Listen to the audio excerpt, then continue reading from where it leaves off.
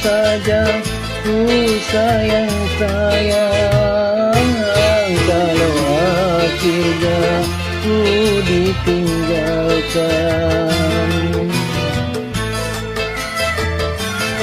Percuma saja ku manja-manja, kalau membuat hatiku luka. Begitu rendah akhlak dirimu, hanya karena mengejar nafsu. Sudah butakah mata hatimu, sehingga dosa kau anggap madu. Percuma saja ku sayang-sayang, kalau akhirnya ku ditinggalkan. Mama PKL dengerin kita. Masya Allah. Dewi mulai sekarang belajar ngaji ya nak ya, biar imannya kuat.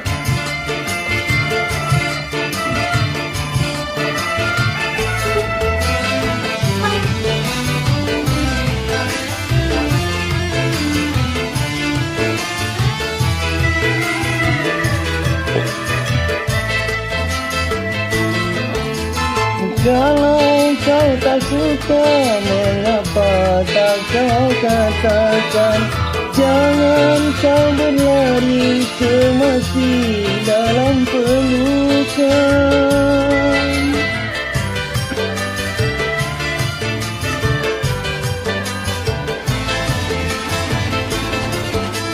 Aku dan anakmu kau anggap bagaikan sampah, hingga engkau tega melupakan segalanya. Lebih sakit lagi kau mencintai dia yang ku anggap seperti adik sendiri. Percuma saja ku manja-manja, kalau membuat hatiku luka.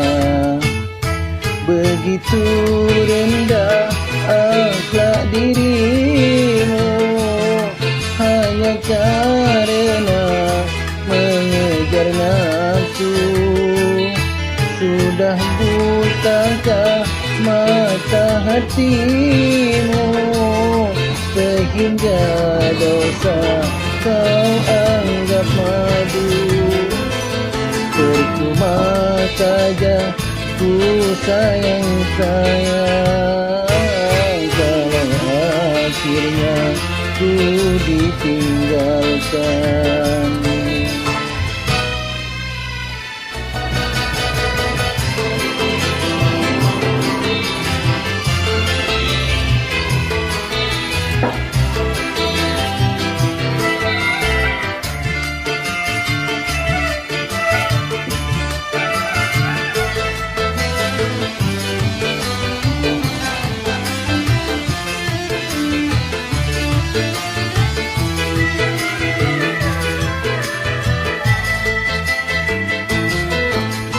Kalau kau tak suka, mengapa tak kau katakan?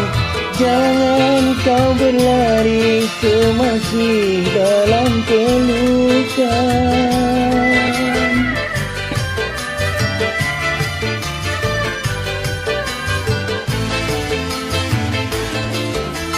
Aku dan anakmu kau anggap bagaikan sampah, hingga engkau tega melupakan segalanya.